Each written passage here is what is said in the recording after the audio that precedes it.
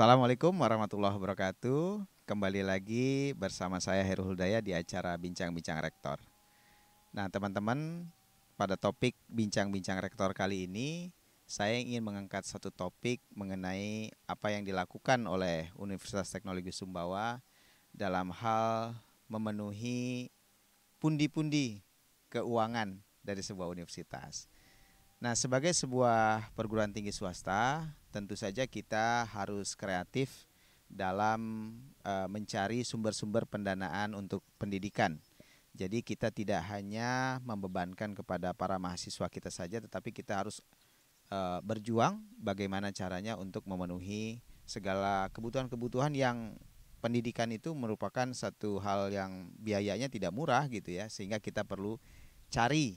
Nah, untuk membahas hal ini, kita ingin mengetengahkan topik yaitu dengan adanya yang disebut dengan Badan Usaha Milik Kampus.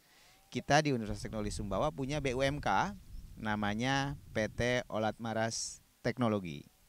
Nah, PT OMT ini kita akan kupas tuntas langsung bersama narasumber yang ada di sini, yaitu teman-teman dari OMT. Ada Pak Rodi. Assalamualaikum Pak Rodi. Waalaikumsalam Pak Rektor. Alhamdulillah, gimana sehat ya? Sehat Pak Rektor. Nah, terus juga OMT ini nanti kita akan bahas lebih lanjut gitu ya dengan Pak Rodi mengenai apa sih kegiatan-kegiatan di OMT, terus kenapa ada OMT dan lain sebagainya. Juga didampingi oleh teman-teman semua nih dari para pengurus OMT. Di sini ada Mas Hadi Rudia. Assalamualaikum Mas Hadi. Waalaikumsalam. Gimana, sehat? Alhamdulillah sehat. Ngebut terus ya? Ngebut terus. Alhamdulillah. Dan juga ya kita juga ada teman-teman yang lain. Ada Azkar. Assalamualaikum Azkar. Waalaikumsalam warahmatullahi wabarakatuh, Pak. Gimana, sehat? Alhamdulillah sehat. Nambah ganteng aja Azkar ya. Makasih, Pak. Juga satu lagi salah satu punggawa OMT dari awal yaitu Mas Lan. Apa kabar Mas Lan? Alhamdulillah baik Pak. Sehat-sehat ya? Sehat Pak. Nah, alhamdulillah. Nah, itu teman-teman, kita ingin membahas lebih lanjut mengenai apa itu lini usaha OMT, kenapa OMT didirikan dan lain sebagainya bersama orang-orang yang kompeten tentu saja di sini. Oke, mungkin yang pertama saya ingin tanya ke Pak Rodi.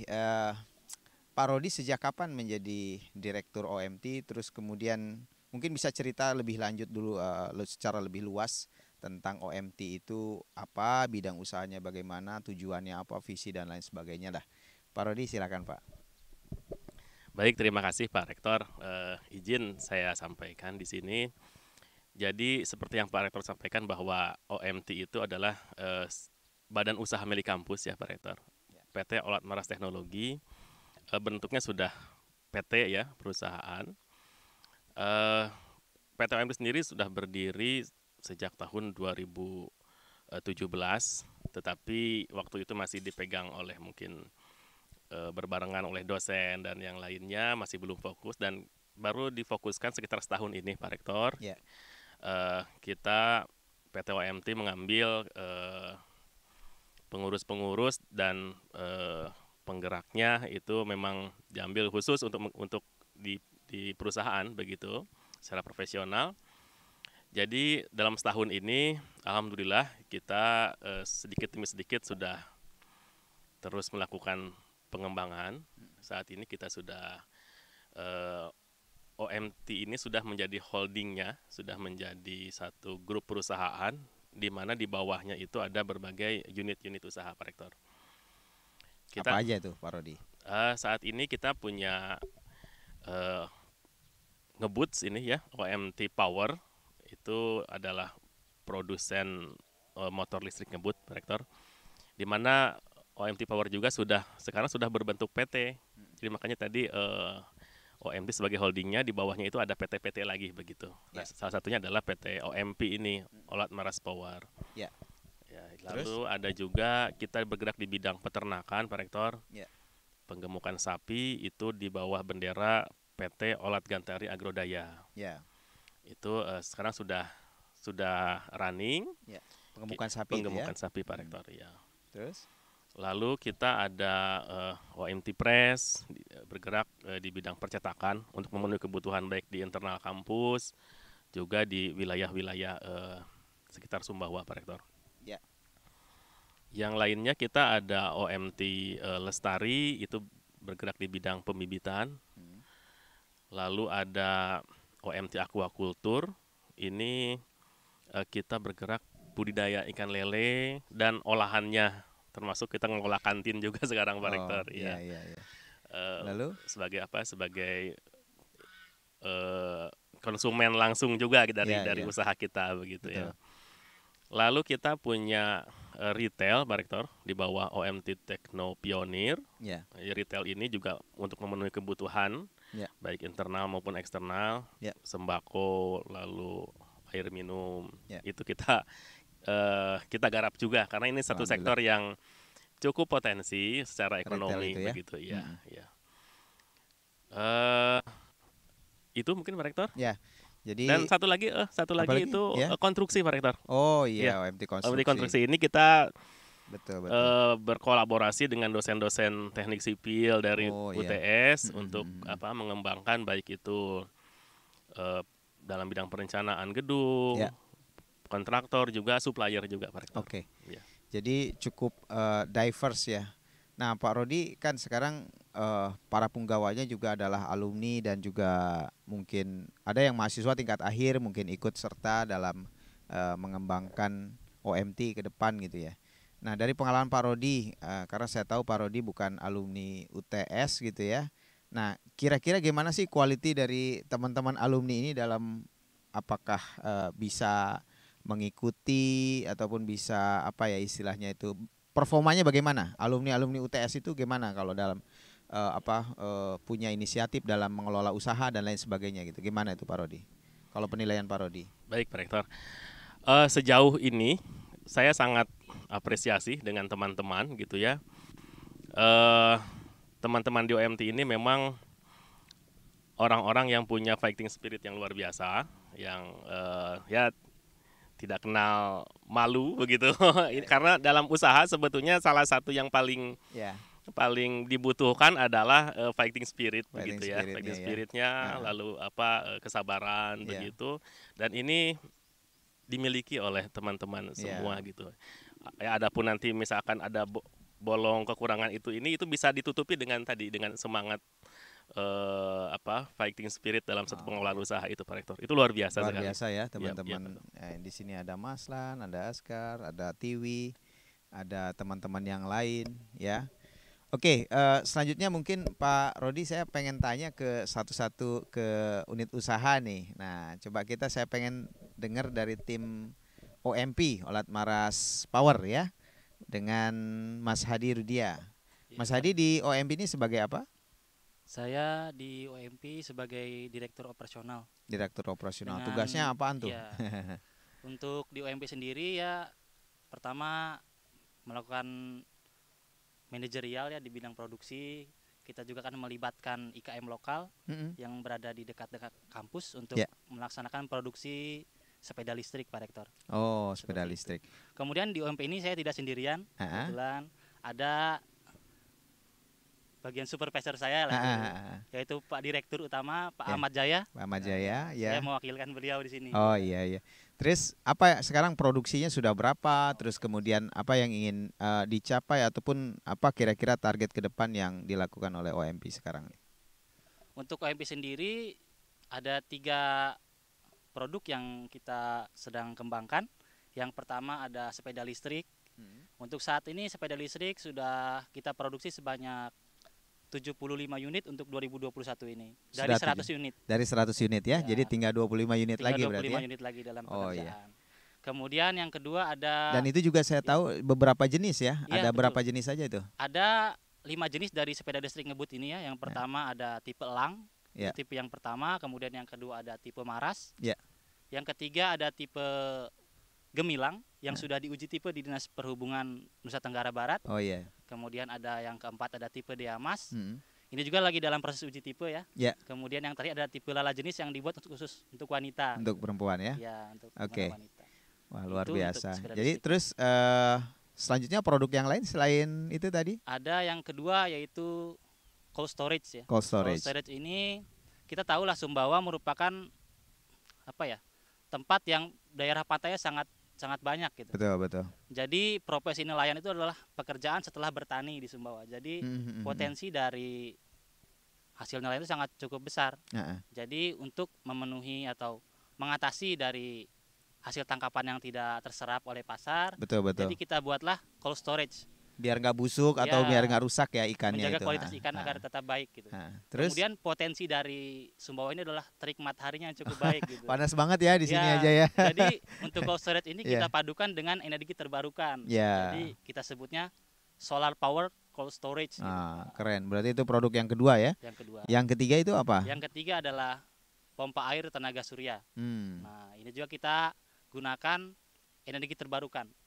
Untuk apa itu biasanya Pak Adi? Untuk kan Sumbawa ini kita tahu cukup luas juga ya lahan sawahnya. Betul. Pertaniannya.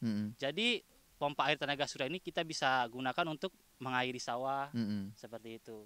Jadi untuk biar untuk peternakan juga juga ya. Yang jelas membutuhkan air gitu ya, mengangkat air dan sebagainya. Luar biasa. Nah, Oke, setelah dari OMP saya ingin tanya lebih lanjut ke ini OMT Aquaculture ya, Aquaculture ya. Dengan Azka. Iya betul Pak. Nah, Azka coba bisa cerita ke teman-teman apa saja yang dilakukan oleh OMP Aquaculture, terus bagaimana rencana pengembangan ke depan gitu. Kenapa aquaculture ini menjadi sangat penting gitu untuk dikembangkan di UTS maupun di Sumbawa. Bahwa OMT Aquaculture ini merupakan unit usaha yang langsung berada di PT Ulatmara sendiri. Jadi di sini berfokus dalam pengembangan ikan lele yang bersistem pada bioflok. Seperti itu. Cerita dong sedikit bioflok itu apa sih? Oke, jadi sebenarnya bioflok ini itu merupakan suatu probiotik yang bisa dimanfaatkan di dalam air yang gunanya adalah untuk mengolah limbah dari air di kolam tambak itu sendiri agar bisa menjaga kualitas air tersebut agar tetap baik. Jadi di situ nanti sisa makan akan diolah kembali sehingga kita tidak akan melakukan pergantian air sepanjang waktu. Jadi akan lebih hemat air, akan lebih hemat pakan dan kondisi ikan juga akan lebih baik seperti itu Pak. Dan ini sudah kemarin sudah berhasil panen ya? Alhamdulillah Pak. Alhamdulillah. Dan gimana ininya evaluasinya dari panen itu lumayan berhasil atau apa yang perlu ditingkatkan?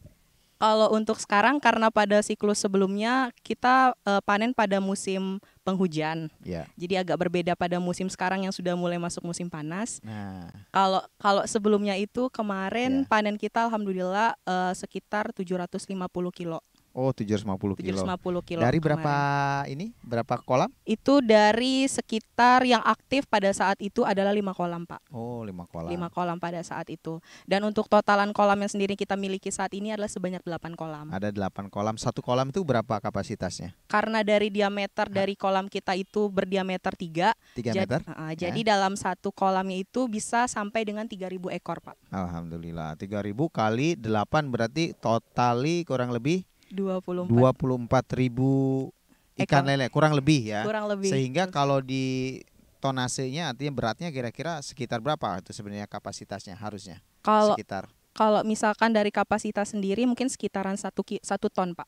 Nah 1 ton semua ya. Jadi kalau untuk satu kolam ya harusnya satu kolam harusnya 1 ton. Berarti 8 tonan ya harusnya ya. Iya harus 8 ton. Ya karena kemarin 750 kilo atau 0,75 ton itu hanya karena kita mencoba ya dalam tahap percobaan ya. Betul sekali Pak. Dan untuk siklus yang sekarang kita sudah mengisi kurang lebih sebanyak 7 kolam. 7 kolam dari 8 kolam ya. Ya, dan untuk melihat kondisi yang sebelumnya karena sekarang sudah memasuki bulan yang panas, sudah masuki bulan yang kondisinya berbeda seperti yang kemarin. Betul. Dalam satu kolam kita hanya mengisi maksimal 2.000 ekor ya. Iya. Oh, gitu. Jadi kurang lebih sekarang yang sudah aktif sebanyak 14.000 ekor yang sudah masuk ke dalam kolam. Luar biasa. Jadi kita nih teman-teman semua, para mahasiswa, dosen atau masyarakat di Sumbawa yang ingin belajar ya, boleh kan Mas Askar ya? Boleh sekali Pak. Bisa belajar karena ilmu itu harus dibagi semuanya gitu ya.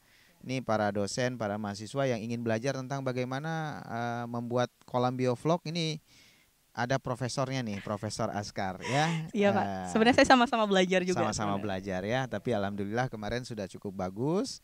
Dan sekarang satu lagi katanya lelenya udah langsung digoreng, langsung kemudian jadi pecel lele nih di sini nih. Iya betul sekali Pak. Gimana sih itu ceritanya gimana itu? Jadi sebenarnya ini kita berkomunikasi juga karena saya kan bekerja dalam tim. Ya, Jadi di betul. sini dalam satu tim ini saya bertiga. Siapa aja tuh? Di sini saya ada Partiwi, merupakan lulusan Tiwi dari, ya? iya betul sekali Pak, Dari Partiwi. biotek. Dari Nah, biotek betul. Askar sendiri dari biotek ya? Saya sendiri dari biotek lulusan tahun. Gimana Kar? Itu kan Askar itu dari biotek yang ilmunya juga salah satu belajar tentang bagaimana membudidayakan atau mengembangbiakan bakteri. Menurut Askar itu relevan nggak sih dengan pekerjaan sekarang itu? Oke, kalau untuk relevan bisa dibilang sangat relevan sekali Sangat Pak. relevan Untuk sekali, ya? pengembangannya seperti itu. Hmm. Saya juga waktu itu pernah mendapat pelatihan dan pernah bekerja di tambak udang. Oh gitu. Dan jadi menurut saya kalau untuk anak biotek sendiri terjun dan masuk ke dalam dunia dalam perikanan seperti ini itu sangat relevan sekali. Apalagi pengembangannya itu bisa dalam skala lab ataupun langsung di skala lapangan. Wah, Seperti itu Pak. luar biasa. Ini dia tadi dari OMT Aquaculture. Nah, sekarang saya pengen ngobrol dengan OMT Press. Oke, teman-teman semua, kita sebuah perguruan tinggi tentu saja perlu yang namanya percetakan ya, mau bikin buku, mau bikin baliho, mau bikin macam-macam souvenir dan lain-lainnya. Nah, untuk hal itu ada satu lini usaha yaitu OMT Press. Nah, ini dengan Mas Lan.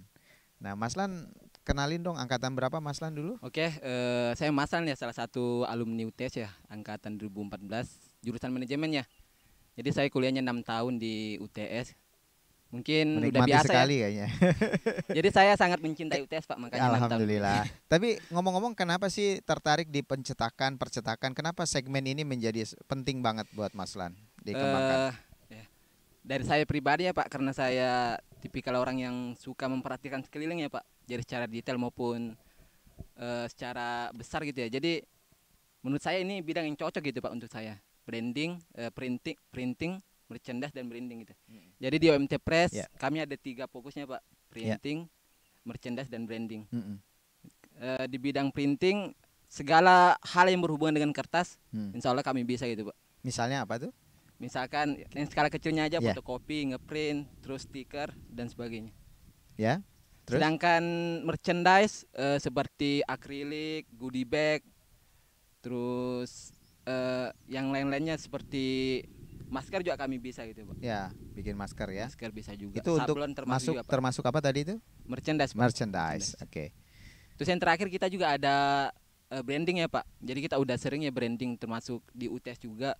Branding ruangan, mobil maupun produk Pak. Jadi kita juga sering lah membantu mahasiswa maupun UMKM Sumbawa untuk bantu desain Pak. Pengemasan itu ya, pengemasan produk ya. Iya, Pak. Nah, itu salah satu yang penting juga itu untuk UMKM lokal supaya dia bisa lebih baik dalam memasarkan produk-produknya ya. Oke, terus gimana perkembangan selama ini? Apakah apa kendala-kendala kira-kira di sana atau mungkin rencana pengembangan ke depan deh, Mas Lan? Bagaimana? Pertama, OMT Press kan udah berdiri 1 tahun lebih ya Pak. Ya. Jadi 1 tahun pertama kami fokus di internal kampus saja ya. Jadi melayani segala kebutuhan kampus. Dan itu lumayan banyak seperti yang dikatakan Pak tadi gitu. Nah di 1 tahun berikutnya ini yang sedang berjalan ini Pak, kita udah scale up Pak. Jadi kita udah berani keluar nih ke desa-desa, terus ke UKM juga. Alhamdulillah kita lagi proses survive ini Pak. Jadi kita udah bersaing nih sama usaha yang serupa dengan kami gitu, kompetitor kami. Jadi bukan hanya jago kandang lah istilahnya ya di dalam UTS ini, tetapi sudah ekspansi ke beberapa daerah ataupun beberapa institusi yang ada di luar UTS ya, untuk kemudian menawarkan jasanya. Oke, makasih Mas Lan dan teman-teman semua. Nah, Pak Rodi, sebenarnya apa yang membuat kemudian OMT kita ini menjadi menjadi sampai dengan saat ini, apa saja kekuatan-kekuatan dari OMT itu? Terus kemudian yang kedua, bagaimana kira-kira apakah ke depan masih ingin misalnya membuka kesempatan-kesempatan kepada para mahasiswa maupun alumni kita untuk bisa berkarya di OMT, Pak Rodi? Baik, Pak Rektor. Kekuatan OMT sebetulnya pada kolaborasi, Pak Rektor. Ya. Seperti dalam visi OMT sendiri bahwa kita mempunyai visi itu dapat mengintegrasikan berbagai sumber daya manusia yang dimiliki oleh kampus, baik itu sumber daya manusia, sumber daya alam dan sumber daya lainnya, itu kita integrasikan menjadi satu. Nah, itulah kekuatan dari OMT, di mana seperti kita ketahui bahwa UTS ini punya sumber daya manusia, lalu punya sumber daya alam, dan banyak sekali sumber daya lain. Nah, itulah yang menjadi kekuatan utama sebetulnya. Kita berkolaborasi dengan dosen, kita berkolaborasi dengan mahasiswa, terus melakukan peningkatan kualitas. Itu menjadi kekuatan di OMT, Pak. Nah, barangkali kalau ada mahasiswa kita, dosen kita, bagaimana caranya bergabung dengan OMT ataupun orang yang punya ide, punya kesempatan dan lain sebagainya, gimana caranya, Pak Rodi? Langsung saja, Pak. Langsung saja ke tempat kita. Di mana kantornya, Pak kita Rodi? berkantor di UPT Kolaboratif di Gedung Sikim, Sentra Industri Kecil dan Menengah. Kita selalu standby di situ. Ada saja nanti yang ada di situ. Kita bisa langsung apa yang bisa dikolaborasikan, bisa kita kerjakan bareng itu. Kita membuka seluas-luasnya, termasuk yang sudah ada ataupun yang memang akan coba kita garap baru begitu, Pak Rektor. Dan juga OMT sudah pernah memberdayakan potensi itu tadi, termasuk membuka banyaknya lowongan-lowongan ya, magang dan lain sebagainya ya, Pak Rodi ya. Betul Pak Rektor. Kita juga di unit-unit usaha itu sekarang menampung atau menerima rekan-rekan dari mahasiswa, baik itu untuk magang, untuk PKL juga dari SMK juga kita juga menerima, ya? Pak Rektor. Ya, alhamdulillah Pak Rodi dan juga teman-teman semua ya, karena waktu terbatas, saya kira itu yang bisa kita sampaikan saat ini di acara Bincang-Bincang Rektor. Satu hal yang saya tangkap dari teman-teman semua adalah tadi Pak Rodi menyampaikan bahwa semangat atau fighting spirit daripada para punggawa OMT ini memang patut diacungi jempol, karena mereka begitu semangat dalam mengembangkan usaha yang pada akhirnya terutama adalah membantu kampus ini tentu saja untuk mendapatkan sumber-sumber pendanaan untuk pendidikan, yang pada akhirnya kita memang dikenal sebagai universitas atau perguruan tinggi perjuangan gitu ya, karena betul-betul kita membantu proses pendidikan ini agar tidak mahal atau affordable, bisa dicapai atau dapat dijangkau ya dengan biaya yang mungkin tidak terlalu mahal dibandingkan dengan perguruan tinggi lainnya. Nah, terima kasih OMT atas waktunya dan kesempatannya, Mas Lan, Aska, Pak Rodi dan juga Mas Hadi. Kita ketemu lagi pada acara Bincang-Bincang Rektor selanjutnya. Wassalamualaikum warahmatullahi wabarakatuh.